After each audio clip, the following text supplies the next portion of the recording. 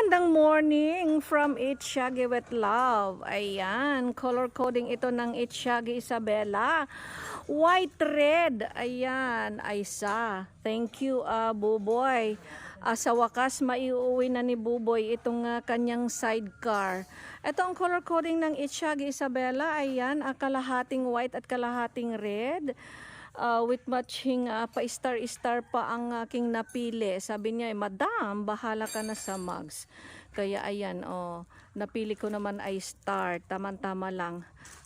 Ang ano ko sana noon, red sana. Kanya lang hindi available yung hairpin na red. Kaya black na lang. Anyway, okay din lang ang black.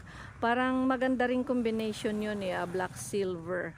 So ayan guys, magandang morning at patanghali na, mainit at talaga sana ganito kainit hanggang sa matapos yung anihan para naman tawag neto hindi bababa ang presyo ng palay, pero depende rin yun sa availability ng palay sa market at saka bigas sa market. So ayan, napunta tayo sa bigas, balik tayo dito sa sidecar.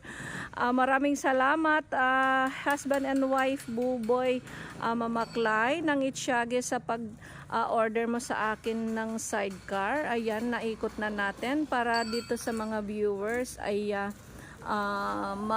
makita yung kabuuan ng gawa ng Luis Carlos Welding Shop. Ayan. Ang kanyang upuan ay pinabalot niya ng plastic. Ayan, ganyan. May order siya neto pero hindi ko pa forgetting. Guys, maalala ko lang, mas maganda ito. May stock yata ako dito sa motor parts itong ganitong klaseng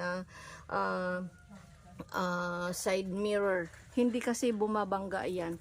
Malapad na siya na maikli. So ayan.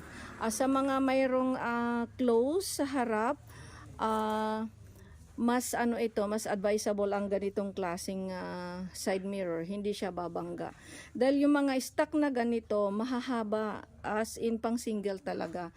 Pero pagka nilalagyan na ng sidecar, bumabangga na siya sa close. So ayan guys, ito ang Manang Inday. Very much thank you mga ading. Ayan, sa pagtiwala ninyo sa Luis Carlos Welding Shop. Ayan. Happy Tuesday. Bye-bye.